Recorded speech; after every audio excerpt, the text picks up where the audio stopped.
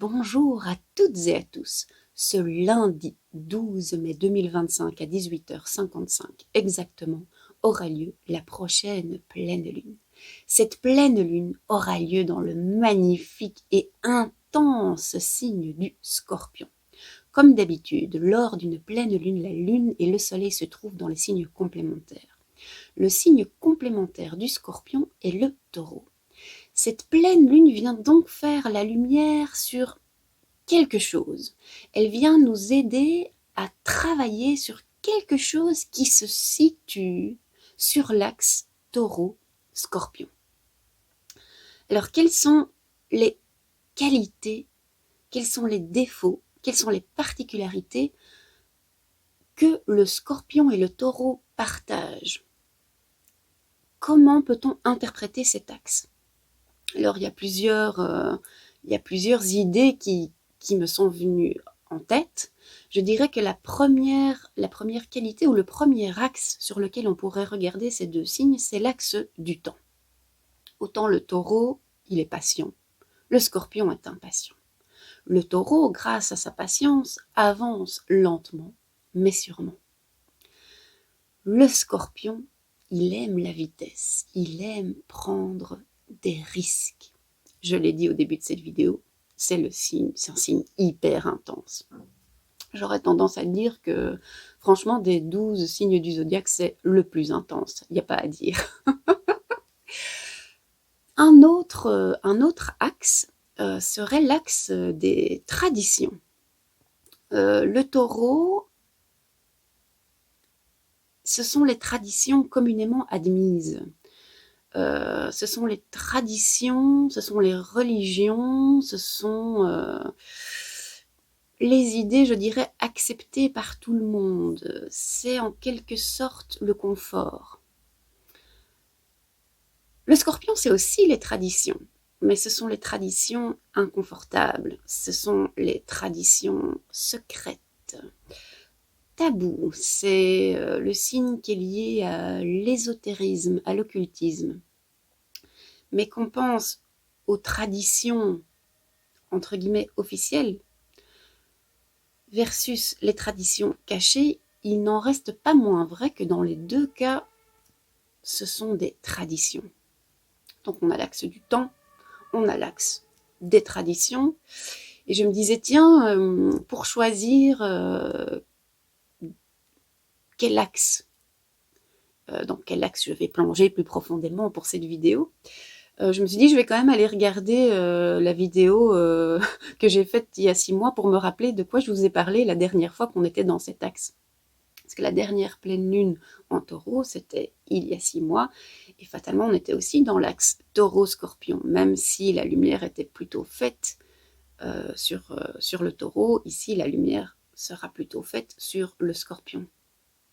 Et alors là, j'ai dû rire, parce qu'en fait, je vous fais tout un blabla sur comment, pour moi, l'archétype du taureau est lié dans le tarot à la carte de l'arcane majeur du pape. Et qu'est-ce qui s'est passé ces derniers jours? Eh bien, un nouveau pape a été choisi. Donc il y a quand même un truc avec le pape. Je me dis, bon, ok, et j'ai pas envie de faire une vidéo sur les religions, sur le pape, alors, laissons tomber ce truc-là, mais quand même, il y a ici une synchronicité que je ne peux pas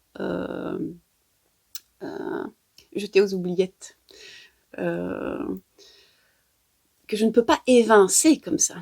Et donc je me dis, ok, pape, je pense à quoi? Pape, religion, ben moi le mot qui me vient en tête c'est pouvoir et contrôle. Les religions mal utilisées sont quand même des outils de contrôle des populations, ou peuvent le devenir. Donc je pars dans cette idée de pouvoir et pouvoir-contrôle, quoi. Ces deux mots mis ensemble. Et je me disais, bah oui, comment est-ce que pouvoir et contrôle, comment est-ce que ça se joue au niveau des archétypes du taureau et du scorpion? Alors, le taureau, ben oui, au niveau du contrôle, il aime contrôler son environnement.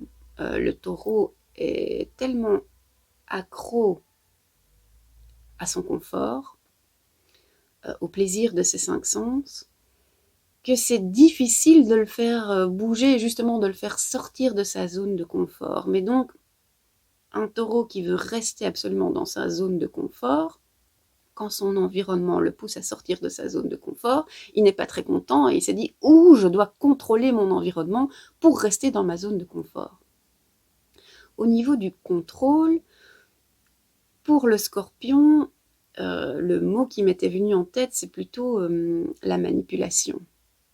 Alors quand on connaît bien les émotions des autres, quand on les comprend, cela nous donne la capacité en fait, à manipuler les autres, ou se manipuler soi-même. Mais je trouvais que ce mot manipulation allait bien avec l'archétype du scorpion. Et donc, le taureau, il veut contrôler son environnement. Le scorpion, il veut contrôler les personnes, plus particulièrement dans son environnement, au travers de la manipulation. Ici, s'il vous plaît, je le dis, je l'ai déjà dit plein de fois, mais je ne le redirai jamais assez, si vous êtes taureau ou si vous êtes scorpion, ne vous sentez pas attaqué par ce que je dis, parce que je ne pense pas à des personnes en particulier. Ici, on prend vraiment l'archétype d'un signe poussé à l'extrême. Et il y a des aspects positifs, en fait. Hein. Le confort, c'est une bonne chose. Hein. Il ne faut pas toujours aller contre son confort. Manipuler les gens, la version sympa de la manipulation, c'est de comprendre tellement les autres personnes que vous êtes à même de les aider à atteindre leur objectif. Mais c'est plus de la manipulation, c'est de l'aide parce que ce n'est pas fait de manière cachée, en fait. C'est fait de manière complètement consciente et expliquée. Donc, s'il vous plaît, ne vous énervez pas parce que j'ai dit zone de confort, la personne ne veut jamais prendre de risques, ou manipulateur ou manipulatrice de première. Non, ici j'essaye de voir comment cette notion de pouvoir, comment cette notion de contrôle peut se jouer avec le taureau et avec le scorpion. Donc, ça, c'est l'intention pour moi qui est posée pour cette pleine lune, c'est d'aller découvrir des choses sur nous-mêmes par rapport à notre relation au contrôle, notre relation au pouvoir. Sachant que, ultimement, le contrôle et le pouvoir, pour moi, c'est pas la même chose, mais c'est lié. En regardant la carte du ciel, il y a quelque chose de très important qui se passe lors de cette pleine lune. On a la planète Uranus. La planète Uranus qui est liée au signe du Verseau. La planète Uranus qui vient vraiment nous aider à être innovant, à faire la révolution. C'est la planète de la disruption. Et cette planète, elle est en opposition parfaite avec la Lune ou en conjonction parfaite avec le Soleil, comme vous voulez. Mais en fait, la perfection de ce placement n'aura pas lieu exactement à 18h55, mais quelques heures après. Donc même si la conjonction, l'opposition n'est pas parfaite, on peut quand même dire que la planète Uranus est dans cet axe. La planète Uranus vient vraiment jouer dans cet axe. Alors Uranus, ok, planète de l'innovation et de la disruption. Moi j'entends innovation, je me dis, eh bien, demandons à cette pleine lune de nous aider à redéfinir pour nous la notion de pouvoir. Et puis je pensais au Verseau, je pensais à Uranus. Uranus, c'est aussi la planète de la liberté. Et liberté, c'est quand même moi, c'est un mot qui me parle très fort, et je pense que c'est un mot qui parle très fort à tout le monde. Si retrouver son pouvoir, ça n'était pas essayer de tout contrôler, mais c'était retrouver notre liberté. Et en fait, j'entends quand même beaucoup de gens autour de moi dire « Ah, j'aimerais bien être libre, partir sur une île déserte et que personne m'ennuie, quoi. » Là, je me sentirais libre. Est-ce vraiment ça la liberté ? Même si je comprends l'idée, je comprends le principe, et cette envie me traverse aussi régulièrement. Mais est-ce vraiment ça la liberté? Parce qu'en fait, vouloir s'isoler et aller sur une île déserte ou une île paradisiaque, j'en sais rien, en fait, c'est une envie de contrôle de votre environnement. Vous voulez contrôler le fait qu'autour de vous, il n'y ait personne qui vienne vous embêter. Et donc, est-ce du pouvoir ou est-ce du contrôle? Et en me plongeant un peu plus profondément là-dedans, je me disais, mais et si la véritable liberté était de choisir de tout vivre, de tout ressentir jusqu'au bout sans aucune résistance. Et ça va pour les émotions désagréables, donc pas tout de suite vouloir les changer, pas tout de suite vouloir améliorer une situation, mais aussi pour les émotions positives, parce que ça, on en parle moins en fait, mais il existe quand même des personnes sur Terre qui vont résister à des émotions positives. Parce que pour une raison ou une autre, il ou elle pense que ces émotions sont dangereuses. Donc on ne résiste pas que les émotions négatives, on peut résister aussi une émotion positive. Hein.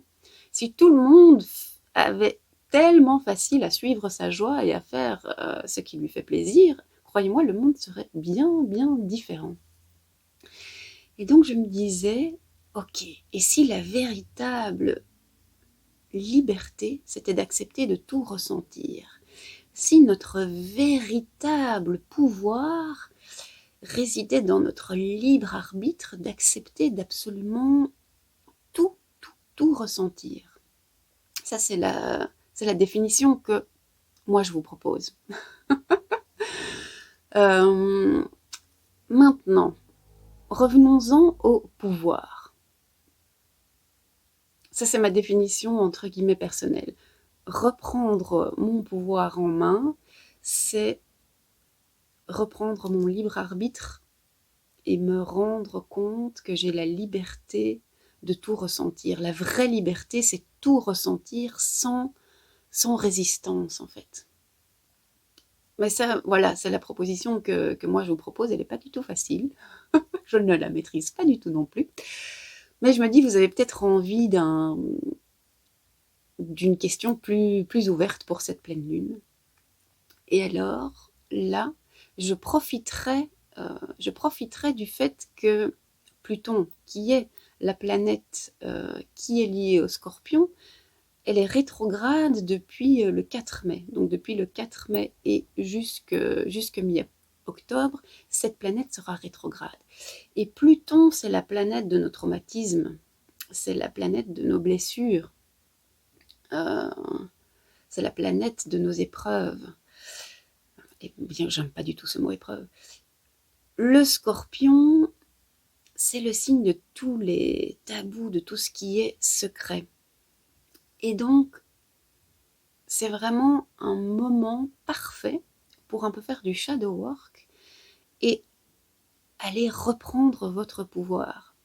Demandez à cette pleine lune de vous révéler, de vous rappeler un moment de votre enfance où vous avez décidé d'abandonner une partie de vous-même, d'abandonner un pouvoir que vous aviez ou un talent ou quelque chose comme ça. La manière franchement la plus efficace, je pense, de répondre à cette question. Et là, on va faire un petit mix de cette idée de pouvoir, la liberté, cette manière disruptive d'aborder les choses. Uranus qui, pour moi, avec cette pleine lune, nous invite à revoir la liberté comme notre pouvoir de tout ressentir sans essayer d'y résister. Si vous voulez retrouver votre pouvoir enfoui, votre pouvoir caché, le pouvoir que vous avez laissé tomber, le sentiment, l'émotion qui vous permet d'y accéder, c'est le sentiment, je ne sais même pas si c'est vraiment un sentiment, je ne sais pas comment le dire, c'est cette sensation physique liée à la honte, le grand mot. C'est pas un mot sympa, la honte, hein. Si vous voulez avoir accès à une partie de vous que vous avez laissé tomber, mais en fait, qu'il y a une partie dans laquelle réside un de vos pouvoirs, faites un petit scan interne en vous disant, tiens, qu'est-ce qui fait partie de moi, mais dont je déteste parler, que je déteste admettre parce que j'en ai honte. C'est un truc que j'aime vraiment pas chez moi. Et quand c'est mis en lumière ou quand quelqu'un me reproche un truc, ouf, c'est très dur parce que je sais que la personne a un peu raison et en fait, je suis mort de honte ou mort de honte de ce truc-là. Et en fait, en acceptant de ressentir cette honte et en allant profondément voir ce qu'elle cache, c'est un truc qui vous donne accès à un de vos pouvoirs. Alors je sais que ça reste très théorique et peut-être difficile à comprendre. Il faut le voir, il faut le ressentir, il faut le vivre pour vraiment le comprendre. Mais une porte d'entrée pour trouver votre plus grand pouvoir, c'est ce sentiment de honte qui vous étreint à certains moments. À quel moment exactement cela arrive? Alors, si vous êtes une personne et que quand je vous dis de quoi avez-vous honte, je ne vous demande pas en commentaire d'écrire alors de quoi vous avez honte, parce que par définition c'est le truc dont on a difficile de parler. Donc je vous demande pas de mettre un commentaire, mais imaginez si vous deviez écrire un commentaire, vous dites bon allez j'écris un commentaire dans cette vidéo. Quel commentaire ou quel est le truc que vous voudriez, enfin que vous pourriez avouer sur vous-même, le commentaire le plus difficile à écrire, le truc vraiment non, ça c'est vraiment le commentaire que je pourrais jamais écrire. Ben je vous demande pas d'écrire le commentaire que vous avez vraiment pas envie d'écrire, évidemment, mais par contre, euh, répondez à la question intérieurement, quoi. Répondez à cette question pour vous-même. Ne l'écrivez pas en commentaire, mais écrivez-le dans votre journal, quoi. Oh, le truc que je devrais avouer à tout le monde ou qui serait mis au grand jour, comme ça, je serais sur scène et on dévoilerait que j'ai cette particularité ou qu'il m'arrivait telle ou telle chose ou que dans telle situation j'ai fait ça. Oh, la honte, quoi. Eh ben, ça, c'est une excellente porte d'entrée pour trouver votre plus grand pouvoir. Certaines personnes, donc je reviens un peu en arrière, certaines personnes auraient tendance à répondre honte, mais moi je m'accepte tout à fait comme je suis, je n'ai honte de rien. La honte, mais enfin, mais quelle idée, mais ça ne sert à rien. Si, quand je vous propose d'aller découvrir, enfin, d'oser vous avouer à vous-même le truc que vous détestez chez vous et que ça serait la honte si tout le monde le découvrait. Si cette question vous parle pas parce que vous dites mais non, moi rien, eh bien une autre manière de découvrir ce truc, c'est de réfléchir, tiens, ces derniers temps, qu'est-ce qu'on m'a reproché et qui m'a vraiment énervé. Genre on m'a reproché ci ou ça, et ça m'a vraiment mis en colère parce que c'est vraiment pas vrai. La colère est une émotion qui vient parfois, je dis parfois, souvent, parfois, c'est pas toujours le cas en fait. Il faut prendre des pincettes. Mais la colère peut être une émotion qui vient protéger une partie de vous-même qui n'a pas du tout envie d'être vue. Et donc, si on vous reproche un truc et que ça vous met en colère parce que c'est vraiment pas vrai, eh bien en fait, peut-être que c'est un peu vrai quand même, mais que vous avez honte de l'avouer. Alors, ce n'est pas toujours le cas, ok? Je ne veux pas que vous vous disiez ah ben Milly ce qu'elle dit c'est que quand on se met en colère c'est toujours parce qu'il y a un truc qu'on n'accepte pas chez soi ou je sais pas quoi. C'est pas vrai, il y a des colères, parfois on se met en colère parce on voit une injustice ou il y a une injustice qui nous arrive et ça nous met en colère et c'est une colère parfaitement saine, parfaitement juste. Et justement, il y a trop de fois où surtout pour les femmes une femme qui se met en colère, en fait, on n'accepte pas du tout ça. Et donc, il y a presque une honte d'être en colère. franchement, laissons ça tomber, hein. Toutes les colères ne se ressemblent pas. Ici, je vous donne juste l'émotion de la colère comme une idée de porte d'entrée si vraiment le sentiment de honte vous paraît un truc... non, merci, moi j'ai honte de rien, quoi. Si vous êtes dans ce cas-là, alors je vous conseille d'utiliser la colère ou spécifiquement de vous demander qu'est-ce qu'on m'a reproché ces derniers temps et ça m'a mis en colère parce que j'estime que c'est pas du tout vrai. Ça, c'est une porte d'entrée pour avoir quand même accès à ce truc de honteux en fait. Mais cela mis de côté, la colère est une émotion dont il ne faut pas avoir honte. C'est une émotion parfaite et on ferait bien mieux de la réintégrer, de la ressentir et d'aller voir quelle vérité extrêmement importante se cache sous cette colère. Donc vraiment, j'insiste sur le fait que faudrait vraiment pas que vous que vous compreniez cette vidéo ou que vous vous disiez ah là là, pour Mélie, la colère, ça veut toujours dire ça. Pitié, quoi. Soyons nuancés. Ici, c'était juste une idée de porte à ouvrir, de chemin à prendre pour trouver votre plus grand pouvoir. Parce que vous avez certainement une caractéristique, une qualité, un pouvoir extrême, un pouvoir puissant. La fille sait bien parler français ici. Mais il y a certainement quelque chose en vous qui a été rejeté ou dont votre environnement n'a absolument pas été capable de voir la valeur. Et c'est même aller jusqu'à un sentiment de ça vaut rien ce truc, c'est nul, ravale ce truc-là, laisse-le tomber. Et vous l'avez laissé tomber, alors qu'en fait, on ne sait pas en vrai laisser tomber une partie de soi-même. On nie qu'elle est là, mais en fait, elle est toujours là. Et réintégrer cette partie, c'est avoir à nouveau accès à son pouvoir. Donc voilà, cette vidéo est assez longue, je vais m'arrêter là parce que je tourne un petit peu en boucle. Mais donc, cette pleine lune est une pleine lune parfaite pour se reconnecter à son pouvoir.